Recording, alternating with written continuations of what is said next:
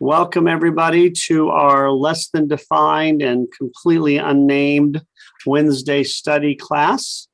We're so excited to be here. We've been doing this for a long time and it's great that we can celebrate. We've got people here from, I believe, 6 states or 5 states. So we got a really diverse group of people. And also we have people here on YouTube. Today is going to be a little different than what we usually do because usually it's a lesson and a discussion. We talked about famous Jewish artists in a general way last week, giving a brief bio on 10 or 12 of them, and then looking at a few of their paintings because it was actually Jewish painters. This week, we decided to invite people to look up some of their famous Jewish painters or artists, and then teach us a little bit more thoroughly about them and their lives. And then also, if they want, show some of the paintings they like from them. So I know Karen has got 2 really prominent ones. So we'll go ahead. Last time we ended with Chagall, who's probably the most famous. So this week we'll begin with our most prominent ones. So I'm going to invite Karen to show us about Chagall and Pizarro. I'm going to make you a co-host right now. Great. All right. So thank you, Karen. All right. So, all right. Well, I started, let's see, hold on. Want me to put the locks away? Leah, put the locks away, Flossie, please. Oh, Jeff, you had it on. Me put the locks away. All right, so Flossie, you might want to mute yourself while you're discussing lox and cream cheese. So the 2 I picked, I have to say, although I've seen many of Pizarro's works, I did not know a lot about him. And what I learned, the 2 that I'm going to talk about, Chagall and Pizarro, what's very interesting is that in terms of being Jewish artists, Pizarro really was kind of he happens to be Jewish. It really didn't impact his work, his, he wasn't out there, proclaiming himself a Jew. Chagall, on the other hand, very much was a Jew, and he talked about how much it influenced his work. So I'm going to start with Pizarro because he was much earlier. So those are the dates he lived. And let's see what I have. So this was his name at birth. He was born in the island of St. Thomas, Charlotte Amalie. I'm sure many of you have been there. If you've been on a cruise in the Caribbean, you've been to St. Thomas. At the time he was born, it was the Danish West Indies, so he was considered Danish and French. He might have had citizenship eventually in France. And he was born in 1830. His father was a descendant of Portuguese Jews, so Sephardic, and his mother came from a French Jewish family. And he left the Caribbean at age 12 to go ahead. His parents sent him. They were fairly, I don't know that they were wealthy, but comfortable. And he went to boarding school in France, and that's when he really began his appreciation of French artists and art in general. I'm just going to give you a little tiny bit about his life and then show you some of his beautiful works.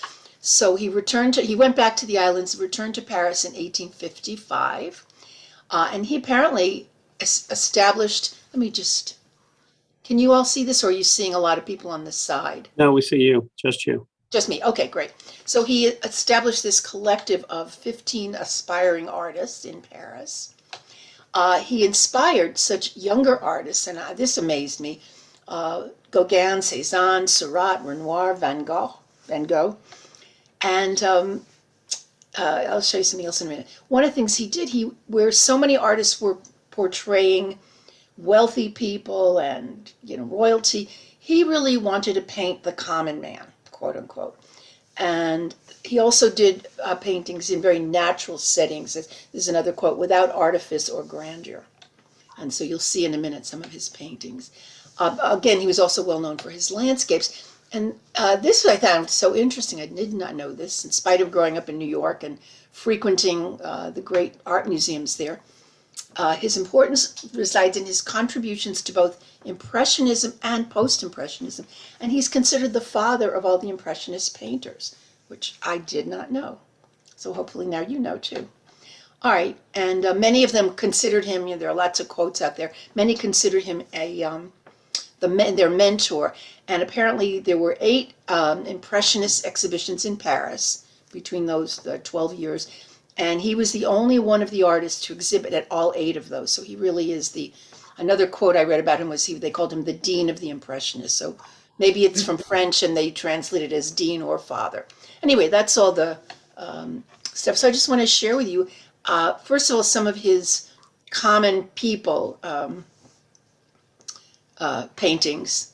And I just put a note. In this case, I was able to look up where they were. So actually, this one is a photograph I think I took when we were in Paris last summer. So this was from 1881. And again, you see that Impressionist style that you got to see with Renoir and certainly Monet, Cézanne. Here's another one. Again, common people. The poultry market at Pontoise. And this is right here in the United States in Pasadena. I love this one. All right. And this is called Apple Harvest. It's in Dallas, Texas. Looks almost like a Seurat with the pointillist. Exactly, exactly. Well, he and Seurat, apparently Seurat was influenced by him. Yes, that was my reaction. That's why I picked this one. It's a little more Seurat-like, exactly. Well, this one, well, not quite as much. This just reminds me of Renoir. Well, not so much Renoir, maybe Monet. The washerwoman, I guess it would be Eragny. And this is in the Metropolitan Museum in New York. This is also 2 young peasant women, also in the Met in New York. Just beautiful. And these are some of his landscapes. So this one also is in New York. And I didn't pick ones that were in the United States. I looked up what some of his most famous paintings were, and a lot of them are in the United States. Jalais Hill, Pontoise. This one's in Baltimore. The road to Versailles, let's see how good my French is, Louvciennes, maybe. It reminds me of Utrillo a little bit. So again, you see so much of this commonality with the Impressionist painters. This is called Entrée du Village des Voisins. This is also in Paris at the Musée d'Orsay. Again, no Jewish themes, which we'll see totally different. It's Chagall. And this one's also in Paris.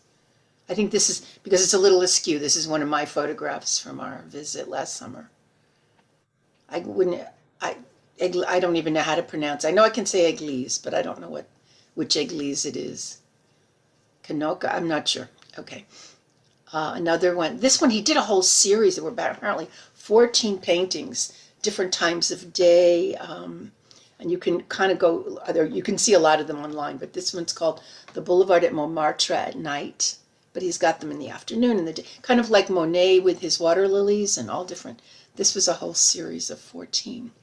And I think that is all I have on Pizarro. So I just wondered if you had any comments, or I'm not sure I can answer too many questions. As I said, I didn't have a whole lot of time to research this, but if I can jump in, he's please. buried at Père Lachaise in Paris. Oh, yes, that's the thing. And, yes, I didn't know. And if you make me co-host very quickly, I could show you the picture. Great. 1 second. That's sort of the famous. It's kind of the famous cemetery. It's the famous cemetery. Yeah. Kind of like what's the one here in Savannah? Where Jim Morrison's buried, and I think Oscar Wilde's buried there. And Mercer, did you say Johnny Mercer? Yeah. I can't think of the name. I was thinking in Paris, the one where Oscar Wilde. I'm sorry. Yeah. Jim Morrison, yeah. Savannah, yeah. You're right. Did you make Les the co-host? I did. Oh. So you can share. You may have to stop sharing, Karen. Okay. You're right. Thank you, Larry. Okay. Go ahead, Les. Oh, interesting. Oh, wow. Yeah. Very cool. So, you can see it's right here in the center, Camille Pizarro. In Père Lachaise, there's a bit of a Jewish section. And when you walk in through any one of the many entrances, there's a whole map with the whole list of who's buried there. So you could map your day around it and bring a picnic lunch or something, but you could spend many hours walking through Père Lachaise. So Yeah, I think Baron Rothschild is buried there as well. yes. Because- So thank you for making me a card. I'm happy I'm able to share this. Great, thank you. Thank you. And Karen, do you know what kind of life he lived? I mean, he lived he definitely didn't die young, but at that time period, but did he have a wonderful life? Honestly, I don't know. I'll look that up. I'll look that up. Lots of. I know more about Chagall because I've read a lot more about him, so I can tell you a little bit more about Chagall. But all right, so time for me to share again. Yeah. Do you want to anything anybody else knows about him, about Pizarro? Just I was surprised to learn he was born in the Caribbean. I guess I didn't. Yeah. And St. Thomas is one of the oldest Jewish communities. Obviously, he's not Yes. from that community, but it's one of the oldest in Western Hemisphere. Yeah, Yeah, apparently. they have a synagogue there. I remember we went to the synagogue also in St. Thomas with the dirt floors and things. Yeah. Sand floors. I've never been there, but I think that's the original Mikveh Israel. Yes. Oh, really? So Yeah, we're the second. Philadelphia is the third in the Western Hemisphere. you may be right. What's interesting is I don't know. I think it was his family. I'm trying to remember now. It was something about either he or his family left half their estate to that synagogue. Something like Oh, that. really?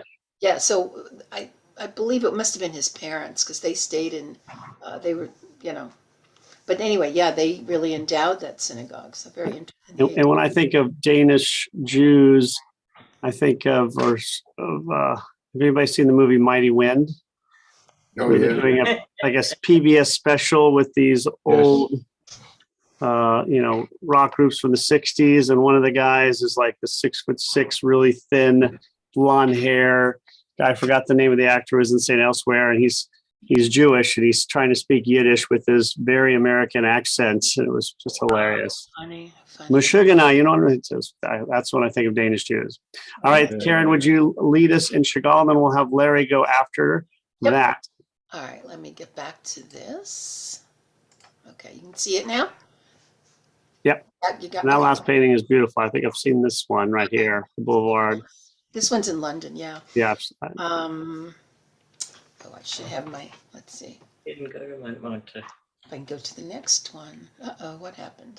And thanks for taking so much time to put all this together.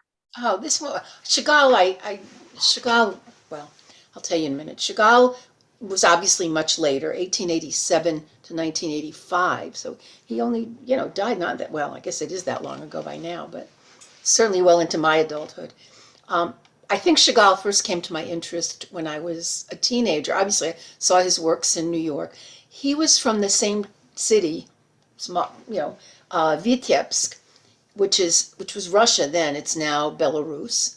It was one of the largest cities in the Pale of Settlement. He was actually from a smaller town, Lioja or something like that, right outside of Vitebsk. But pretty much anything you read about him mostly will tell you he's from Vitebsk. And he also happened to be the same age as my grandfather, so I always found that kind of, I always wondered, did my grandfather know him? Probably not, but all right, so this is actually Chagall, his home in Vitebsk, or in Lyozhna. So his birth name, his birth name was Moshe Chagall, or Siegel, it would be really if we translate it into English, sort of. So as I mentioned, Vitebsk. He came from a Hasidic family. I don't know how many of you knew that. And they were fairly observant. Until he was 13, he attended a Jewish school. And in fact, in those days, remember, this is those of you who've taken my Jewish immigration class, this is right after, this is when all the really anti-Semitic laws came into effect in Russia after the assassination of of Tsar Alexander the first or second, I never remember. But that's when the pogroms began, and we'll see how that impacted him. So when he was 13, his mother apparently bribed the headmaster of a regular high school, meaning not a Jewish one, because Jews were not allowed to attend those schools. But apparently his mother bribed them so he could get into that school, and that's where he first became interested in art. There's a whole story about that. And I mentioned he experienced all the pogroms and the anti-Jewish laws, and that very much affected his life, his art. So there's some quotes that I thought were very interesting. It really talking about how his Judaism manifested. So this is a quote from I can't remember where this is. Right, this I found on Wikipedia. He said, "I felt at every step that I was a Jew. People made me feel it." This is from his own. I guess this is from his own book called My Life. And apparently he wrote during a pogrom. While he was experiencing pogrom, he wrote, "The street lamps are out. I feel panicky, especially in front of butchers' windows. There you can see calves that are still alive, lying beside the butchers, hatchets, and knives." And you'll start to see how some of these themes come into his paintings. He was asked. Apparently, he ran into some pogromniks, and they said to him, "Jew or not?" And he quickly remembered thinking, "My pockets are empty, my fingers sensitive, my legs weak, and they're out for blood. My death would be futile, so I want to live." So he denied being a Jew, and the pogromniks shouted, "All right, get along." So apparently he was so well aware his whole life that he, about his own Judaism. This is another quote from a book written by Susan Tumarkin Goodman. I don't know if any of you are familiar with her. I wasn't. But her book's called Marc Chagall, Early Works from Russian Collections. This is a quote from the author. "During this period in Imperial Russia, Jews had two basic alternatives for joining the art world. One was to hide or deny one's Jewish roots." That's a quote. That one is the yellow ones are quotes from Chagall. "The other alternative, the one that Chagall chose, was, quote, to cherish and publicly express one's Jewish roots by integrating them into his art. For Chagall, this was also his means of self-assertion and an expression of principle." So again, very different from Pizarro, who, his Judaism was just a fact of his life. All right, so this is a quick sketch of his life because it's so interesting and how it. So 1906, he moved to from Vitebsk to St. Petersburg to study art, and then from there he went to Paris in 1910 to further his study and his career in art.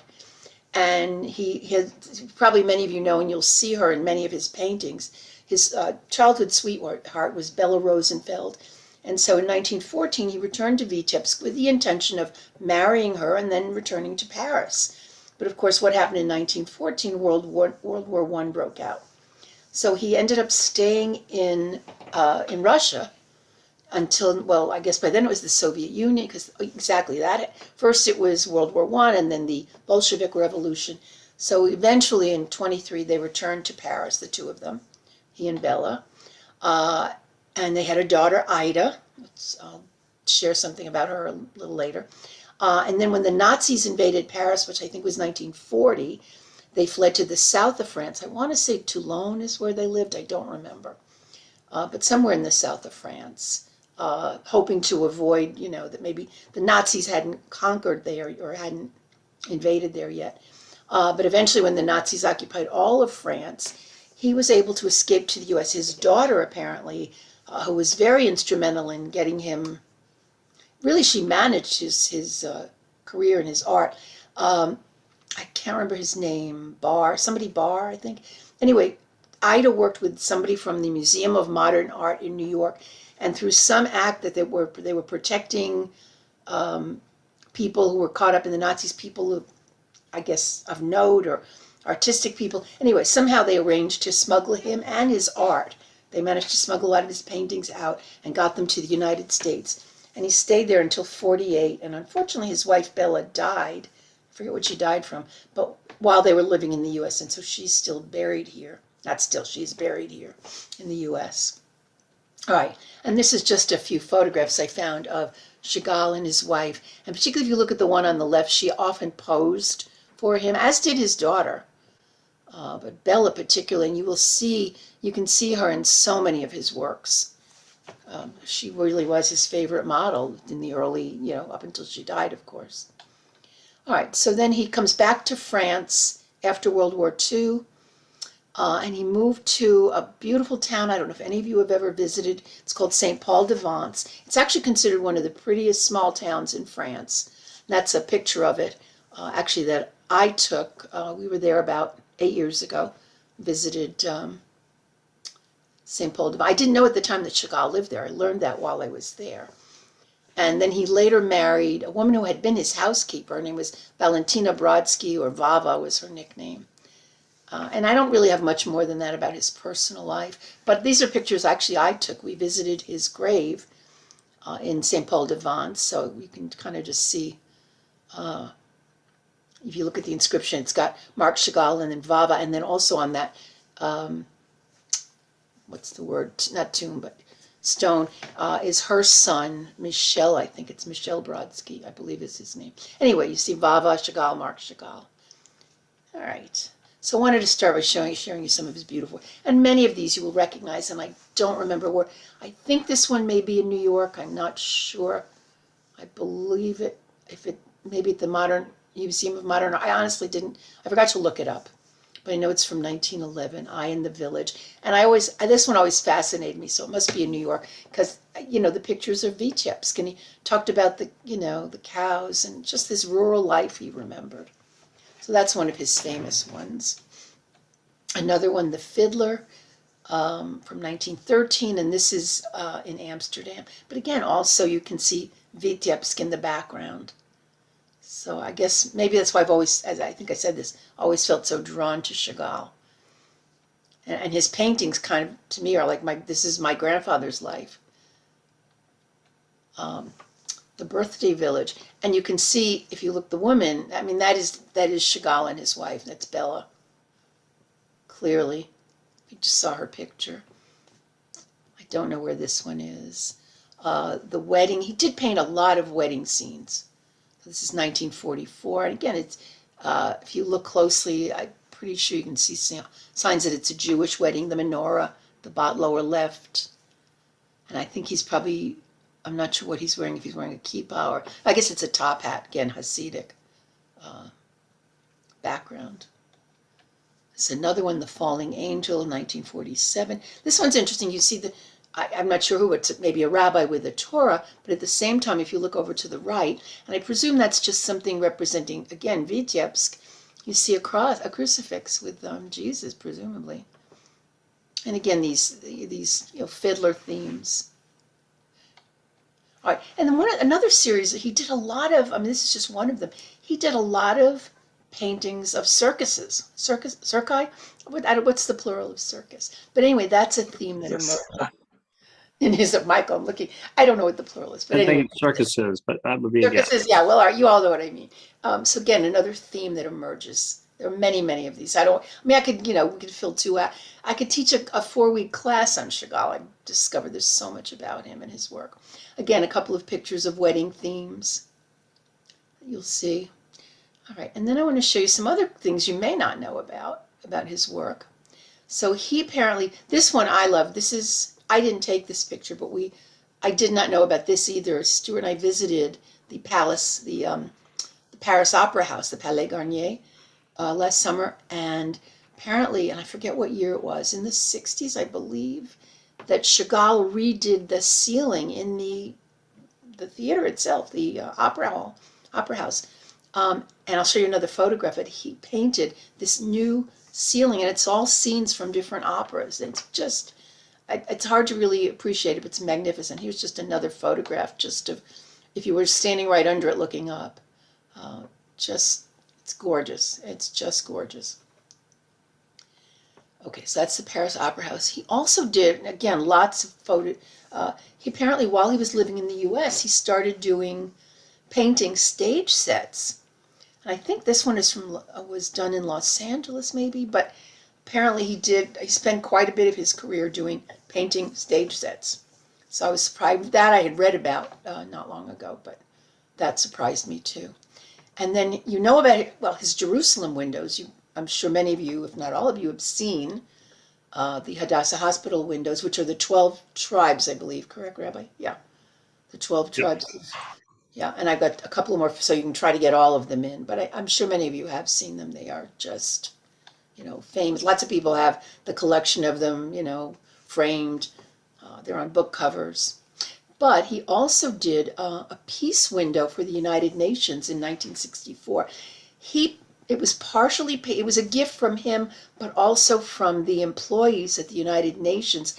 And it was done in memory of Dag Hammarskjöld, who was the Secretary General, who died, I believe, in 61. I don't remember, he may have been the first Secretary General. Does anybody know? Does anybody remember? Okay, I was a little bit young at the time, so I don't remember. I remember when I was growing up, Dag Hammarskjöld was definitely the I believe he was first. first. That's what I was thinking, yeah. So anyway, this was a memorial to Dag Hammarskjöld.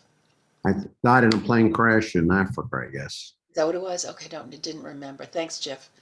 Okay, and then I don't know if any of you've seen, well, Arnold, I bet you've seen it. The Art Institute of Chicago, we did get to see this one a few years ago. He did some windows, a series of windows there, again, stained glass. So this is a close-up of a couple, again, Jewish themes. You see the menorah. This is another one. Just magnificent. And then Like to stand people on their heads, it looked like, yeah. And some of the, I'm sorry. to turn people upside down and stand them on their heads. Oh, he was, the whole fantasy. Yeah.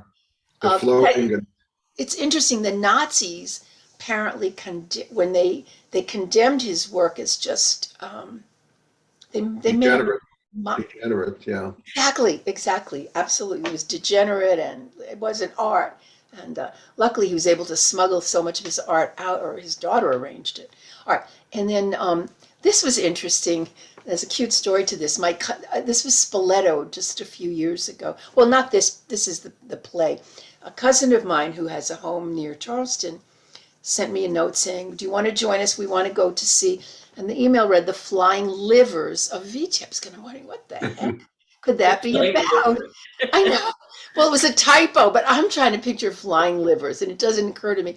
But because it was Vitebsk, and that's where our grandfather came from, well, it's actually called The Flying Lovers. And it's really the story of Chagall, of Mark and Bella Chagall, and leaving Russia. So just a couple of scenes from that. It's, if you ever get a chance, it's just a wonderful piece. Whether whatever, it's just a beautiful drama. There's a couple of more scenes. And again, you see, she looks like Bella, and he looks like the pictures of a young Mark. Again, I don't know if any of these are from the same production, but I found these online. So that was very special. And then finally, I think this is the last thing I have. This is a book I read. I don't know if anybody else, Lassie maybe. I don't think it was for a book club. I'm not sure how I came across it. It's called The Bridal Chair, and it's really a historical novel based on the life of the Chagall's daughter, Ida.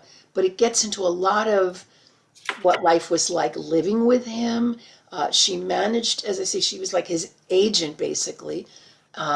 Very much made arrangements for museum exhibits. I'm sure she had a lot to do with the museum in Nice that I had shown pictures of. So again, that's really all I have. As I said, could go teach a 4-week class just on Chagall, but hopefully that was helpful. And that's all I have. So I'm going to stop my That was sharing. great. So hopefully. Is he the inspiration for the book My Name is Asher Lev by Chaim Potok by any chance? I don't know. I just read when it's all that book brought- a long time ago, but I don't know. And it's I all don't think so, because that's sort of a rebellious look at Judaism through Asher Lev's eyes, how he rebelled at the end against his parents. And so it's a similar idea, but I don't think so. I don't know that Chagall really ever rebelled against his Judaism. I mean, he left Russia in what, 19... He left Hasidism. Well, that's true. He did. Yes, Yeah. You're right. All right. Thank you so much, Karen. That was absolutely fabulous. I learned a lot. Good. And really appreciate the outline. So now we're going to invite Larry to teach us about a couple of painters who may not be as famous as those two. I'm going to... You need to be sharing with you? Yeah, can you? Yep. Done. Okay, I'm the co-host now. I'm going to share my screen. I'm going to share the sound. I'm going to optimize. I'm going to share. And I'm going to turn it over to Jane for... No, let Jane do the first one. As soon as we...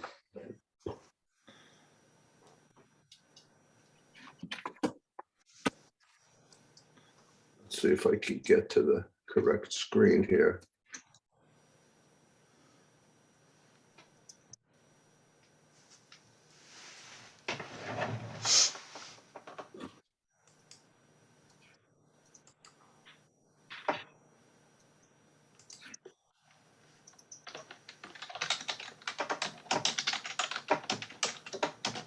Bear with me for just a minute. Our internet here is pretty slow.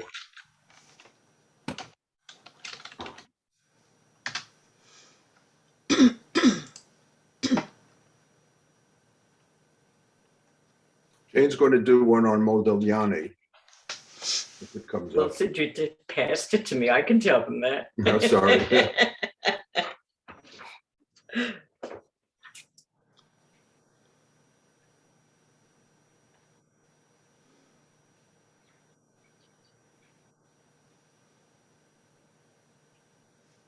Oh, God, this. Yeah. Okay. I first, I'm going to talk about Modigliani.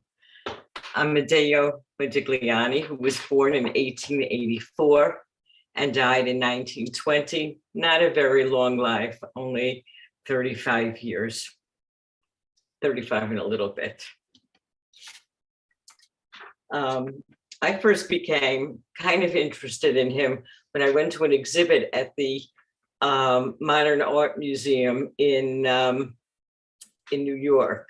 I had never realized that he was Jewish because of his last name, and not knowing too many Italian Jews, it fascinated me that he became an artist. Amadeo Metigliani was the epitome of a tragic artist. Born to a bourgeoisie family in Italy, he later shunned his academic upbringing and willingly devolved into a poverty-stricken vagabond. He was formally educated as a life painter in his teens and quickly developed a lifelong infatuation with nudes.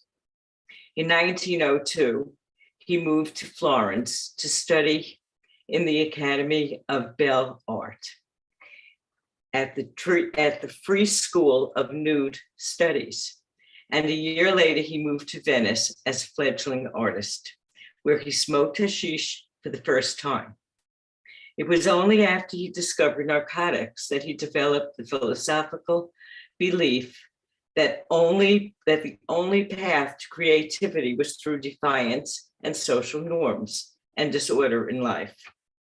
Thus began a lifelong affliction with corrupted beauty, which would ultimately end with his untimely death and suicide for his grief-stricken.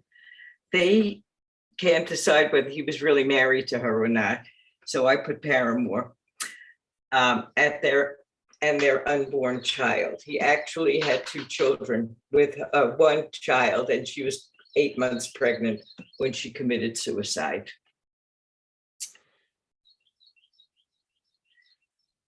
Modigliani was constantly stricken with deteriorated health.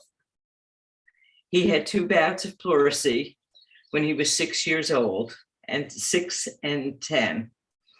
And at 16, he was diagnosed with tuberculosis. Perhaps this is one reason that he so willingly engaged in self-destructive behavior. Living in Paris, he had affairs with women, drank heavily, smoked hashish, and drank absinthe. In a drunken stupor, he would often strip naked at social gatherings. He was against all of the excesses of a bourgeoisie lifestyle and thus stripped them from his life, even destroying paintings that he made in his earlier years. He was influenced by Nietzsche and the philosophy that things have to be in a disorder in order for it to be true. Although he purposely created a life in which chaos, poverty, and doom lurked in every corner, he was a prolific artist. He sketched furiously, sometimes drawing over 100 sketches in one day. But many of his works were either lost, given away, or in some cases destroyed by Modigliani himself. His favorite subject was by far the human form, painting the likenesses of other artists such as Pablo Picasso, Diego Rivera, Max Jacob, and Juan Girls, who all sat for the artist. His formal works were characterized by elongation of the human form and mask-like faces, and his work is so unlike any other of his work time that it still defies classification. During his time, other artists emulated him by engaging in self-destructive lifestyles, and today his legacy lives on in 9 novels, a play, a documentary, and 3 feature films. He was buried. He died in 1920 and was buried the next day. His paramour, Jean Hayburton, was taken home by her parents, and she committed suicide the following day. He died of tubercular meningitis. Here are some of his paintings. The Grand Nude, the Great Nude, sold at record prices for, I believe, $157 million at an auction from Sotheby's. And this is the full-blown picture. These are a picture of Jean Hayburton. One is in the red shawl. She was also his model, but he had several women prior to her. She was only 21 when she died, I believe. And the portrait of Chaim Soutine. Chaim Soutine was another Jewish artist of the time. Could you lower that up? Pick it up a little bit. Right, and you can see all the elongated necks and faces. Noses, everything was elongated. That was his style. He also painted outdoor scenes, landscapes, and many of them, to me, resembled Cezanne. The coloring in the middle picture, the one on landscape with the red roofs, and you can see all the Cubist influences on the tree and house, the cypress tree and house. And it was about the time of Cezanne as well, although Cezanne did live beforehand. Okay, when he died, Modigliani, he had an enormous funeral. All of his friends and artists came to see him, but he was penniless. He's buried, and so is his wife or lover, Jean, buried with one headstone at the Père Lachaise Cemetery in Paris.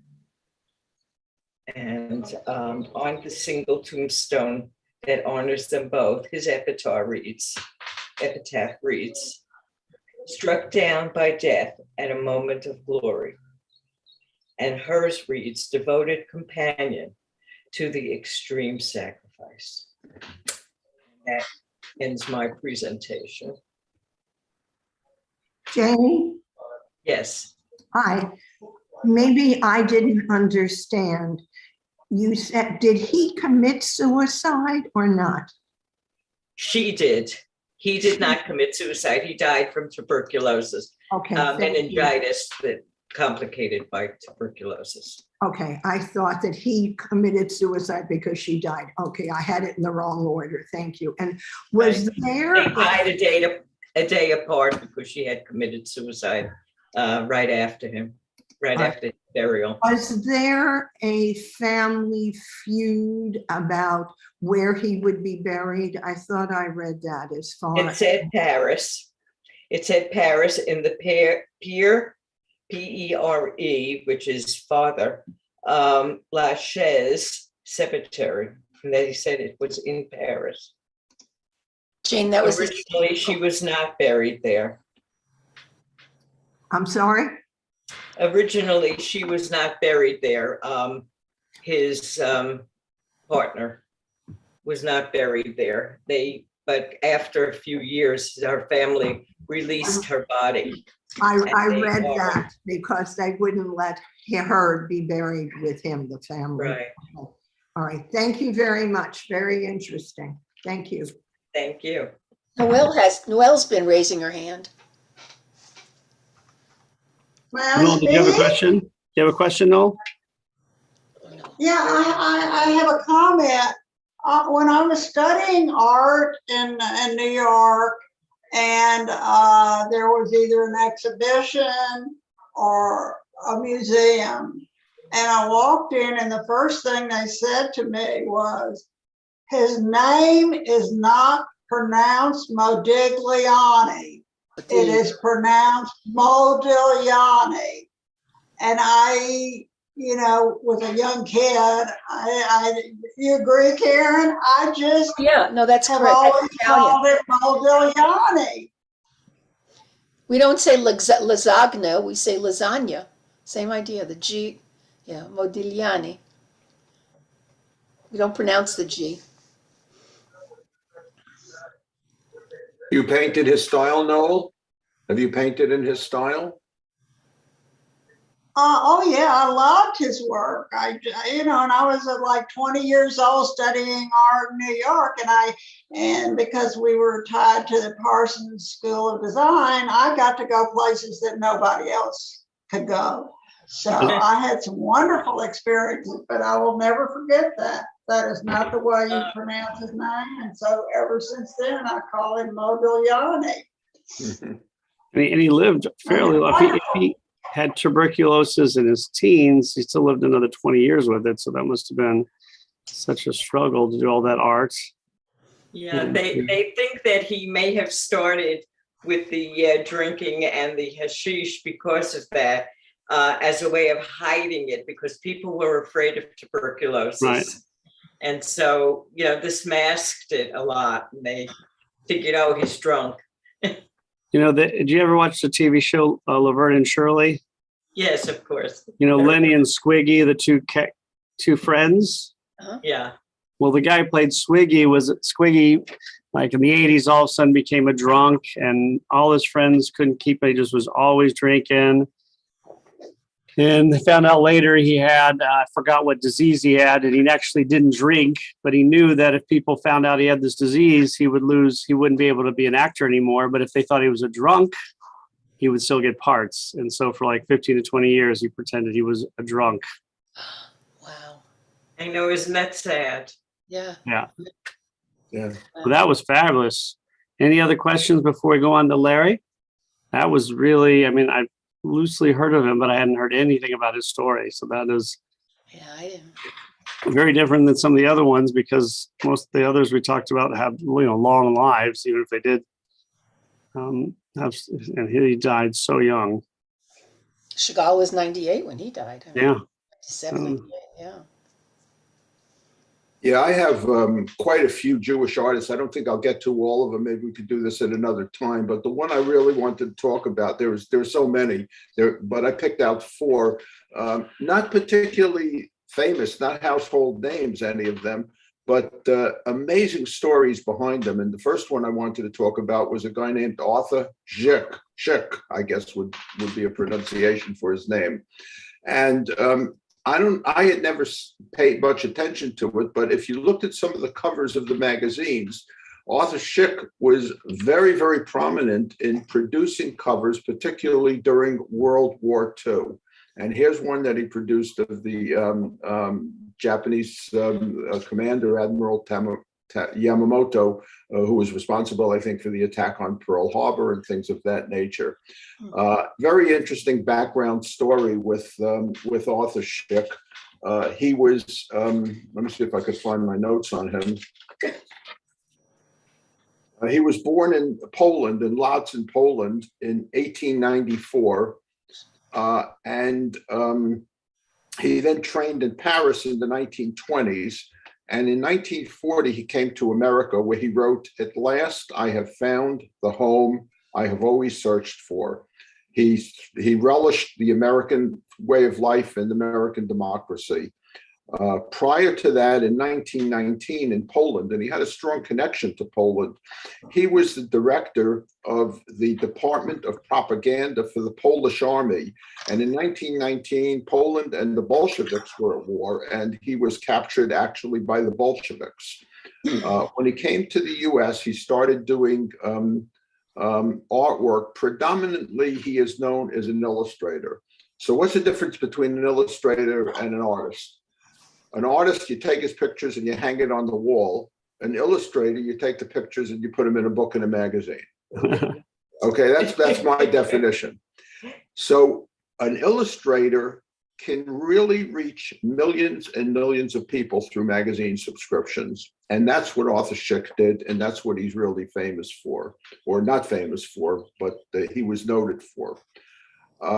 In America, he produced patriotic work, and one of his famous ones is a book called The USA, which shows the diversity of the American society, going from the Manhattan skyline to all different types of events in American history. And here's one of his paintings that he had done.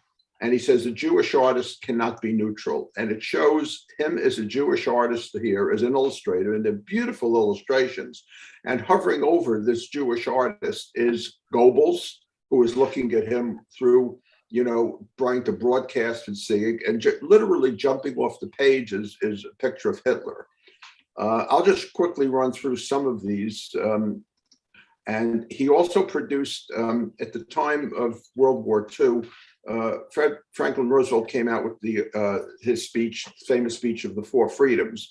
And he produced a series based on the freedom of religion and freedom of speech and the basic four freedoms: freedom from fear, freedom from want. And this is one of the ones that you could see there. And he did it in almost like a Renaissance style.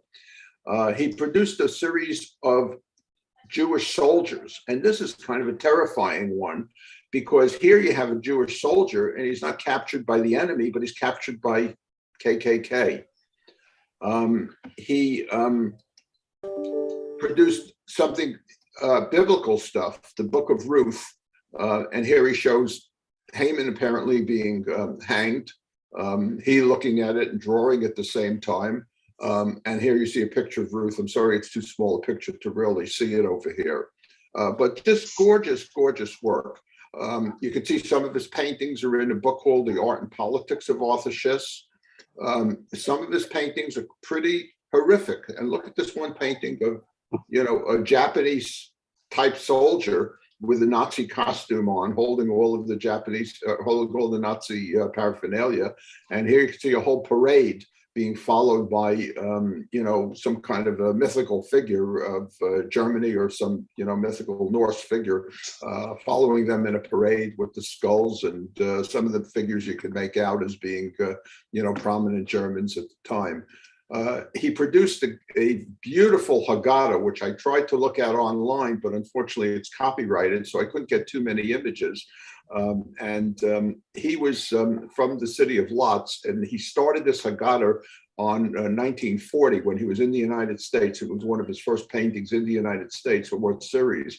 You can buy this online, and I think I'm going to try and get a copy. And this was done at the... Andy, I haven't talked to you in so long. I was out of town.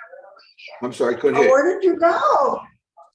Oh, could you mute yourself for a second, Noel? I muted everybody. Oh, thank you. Thank you. Another one of his paintings, again, Mussolini, Hitler, and Tojo. So I mean, even though they're illustrations, I think they are gorgeous. As I said, he worked for Time Magazine, Collier's Magazine, and a lot of his illustrations through, the fact that these magazines were really bestsellers at the time, reached millions and millions of people and sensitized them to, the evils of Nazism. So just a very, very underrated, unknown artist who, I think brought a great deal of sensitivity to his work and a great deal of meaning, and brought images to the forefront, which mobilized American public opinion, brought political support for the Jewish rescue in Europe through these exhibitions, through newspapers, and he reached millions of people, as I said. So Arthur Schiss, somebody I never heard of, but an interesting story. I'll try and do one more, okay? Can I just jump in for a second? Please. Absolutely. I don't know if you can see, but this is his illustrated Israeli Declaration of Independence. I don't know if you see my picture. I have to stop. up I have on to the- stop sharing. Hold on one second, and let me see if I could stop sharing, and I'll put you on. I don't have a picture of it, so I can't share it, but I can hold it up Oh, on my beautiful. camera. Oh, And it's magnificent. It's one of my prized possessions. Yeah, he has another one that is really beautiful, also, of what he calls the Polish Magna Carta, which is, I guess, in Poland in the 1200s.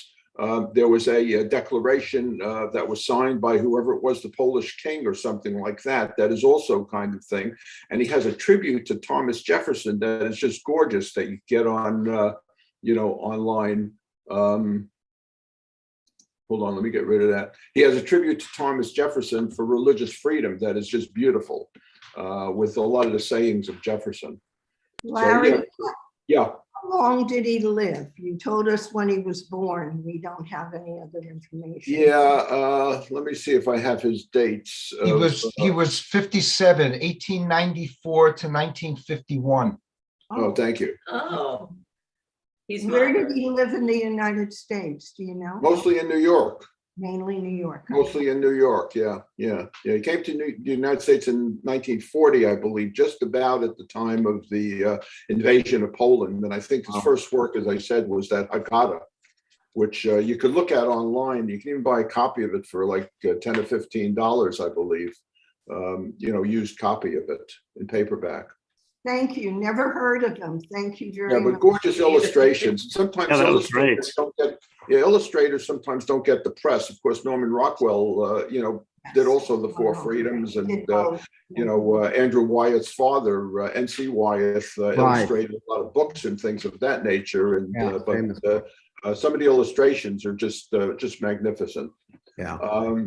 Let me see if I could go back and share. Do I have time for one more? Yeah, do like a quick synopsis on one more.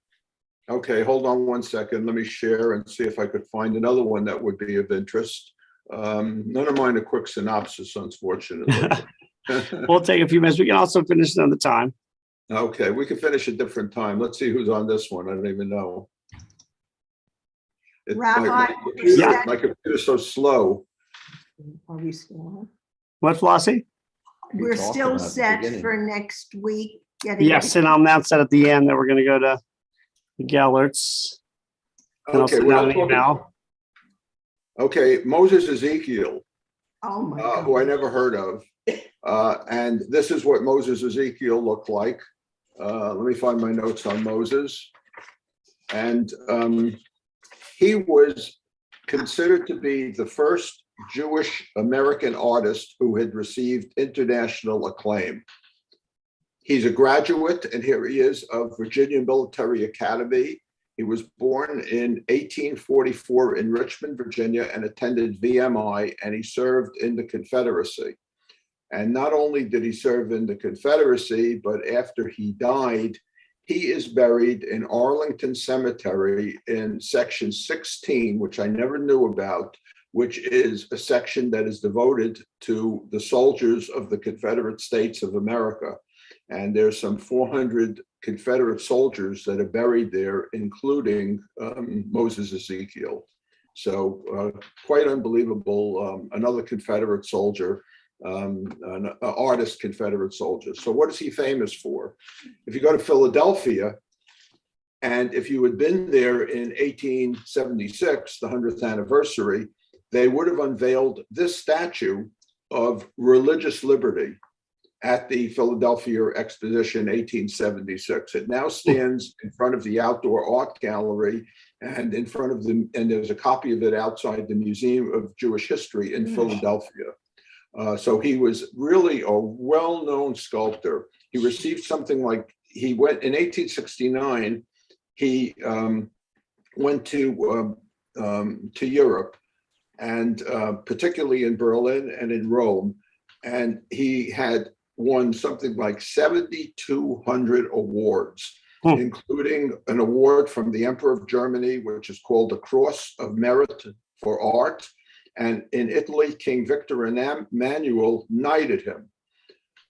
He created that monument in 1903 for the Arlington Memorial Cemetery called Virginia Mourning the Dead.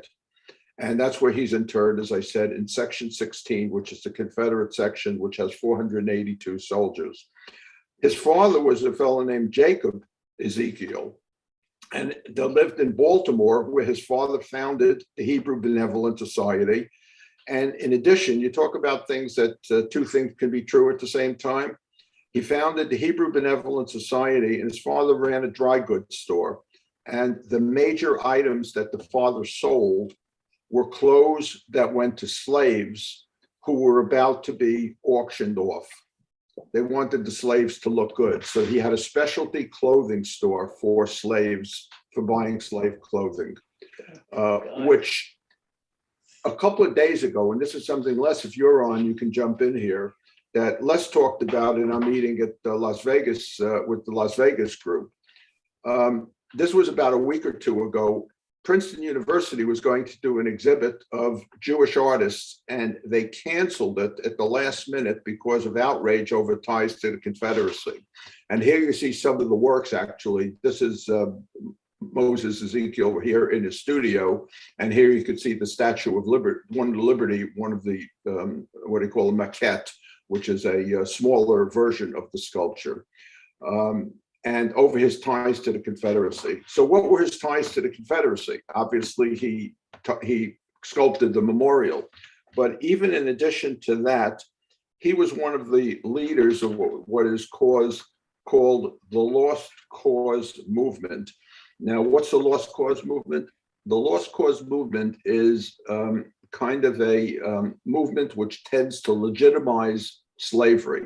And up until his death in the 1920s or whenever he died, he tried to go ahead and to portray slavery as not a bad thing, but as a wonderful way of life for the slaves, helping the economy, giving them jobs and things like this. This is even, post American post Civil War and things of that nature.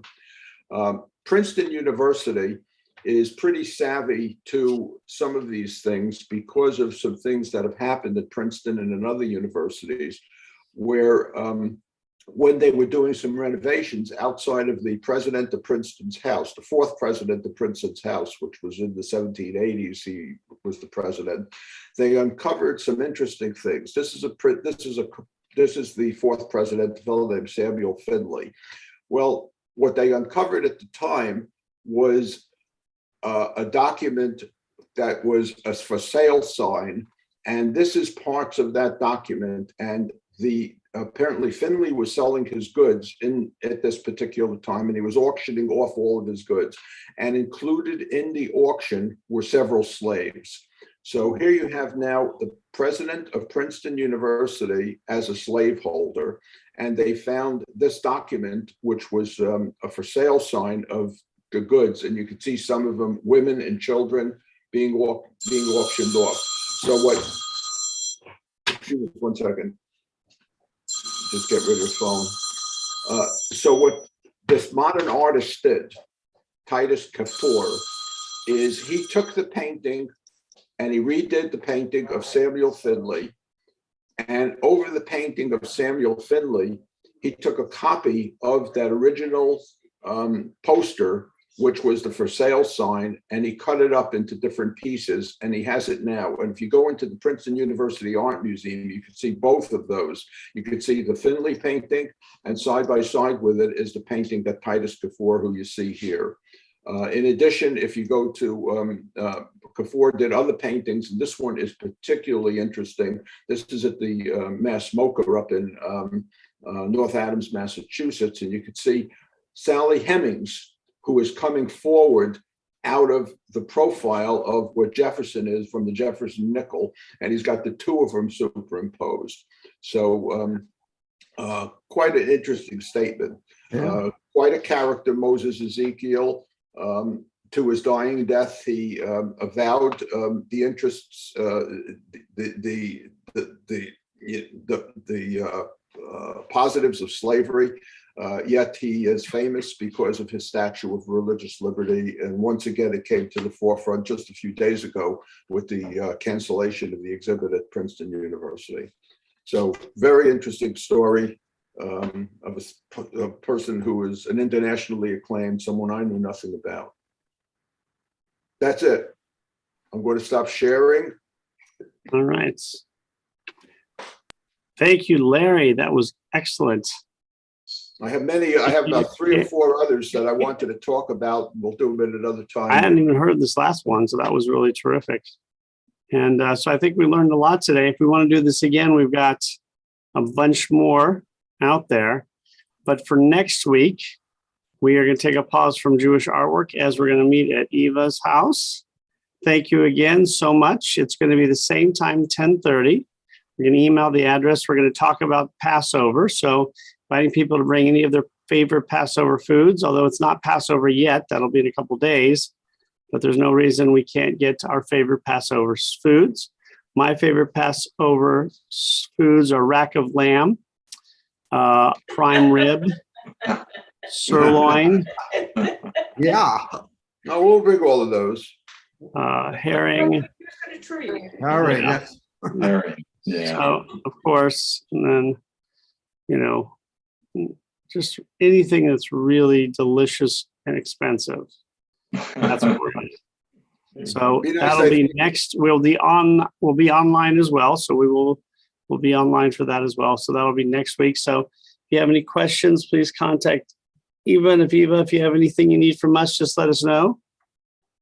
You'll send out the info with an RSVP to Eva? Yeah. Okay. do Okay, that. thank you, everybody. And then hope everybody has a wonderful weekend. Hope everybody's getting ready for Passover. If again you want to do the Seder here, please RSVP now because it's almost booked. Because we're letting less than half of what we usually let in. We're only letting members. Flossie. Yeah, I spoke with Eva. If people could throw a chair in their trunk, she does not know at this point how many people are coming, and she asked us to bring a chair or two. Okay. So to have a folding chair, she might not need it, but this way And I'll she just put my list because I have a bunch here. Of course, I'll be at the synagogue, so I can bring a ton of them.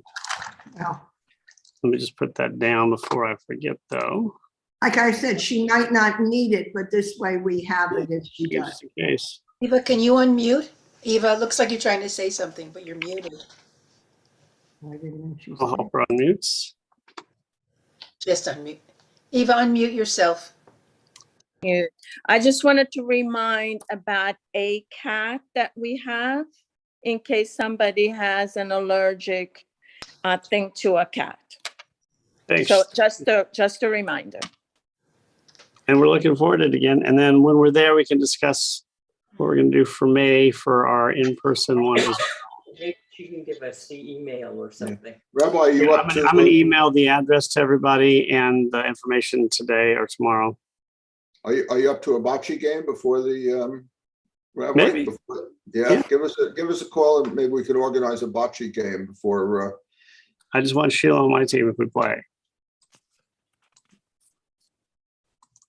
She's really good. Okay. So thank you again to everybody for coming today. That was a great session. We learned a lot. Welcome again to all of our visitors. Again, for those visiting next week, we'll still be virtual. It will just be on me as we're going to talk about different Passover traditions around the world, which is always an exciting and possibly some different Passover traditions just in our own world. So bring stories and ideas because everybody has their own family traditions that are unique. And that's one of the probably the best part about Passover, sharing everybody's personal traditions and family traditions. All right. So excited. Everyone stay safe. Thank you And all. hope Bye. you guys, and if you didn't have a chance to check out our Saturday morning service, it was only virtual this weekend because of the marathon, but our new singer is beyond amazing, like on a level that is probably very unique. So hopefully you'll be able to check out services live or in person. So stay safe, everyone. Thank you. Thank you. Bye. Thanks for joining us, and we'll see everyone next week on our non-named, unnamed, soon to be probably still unnamed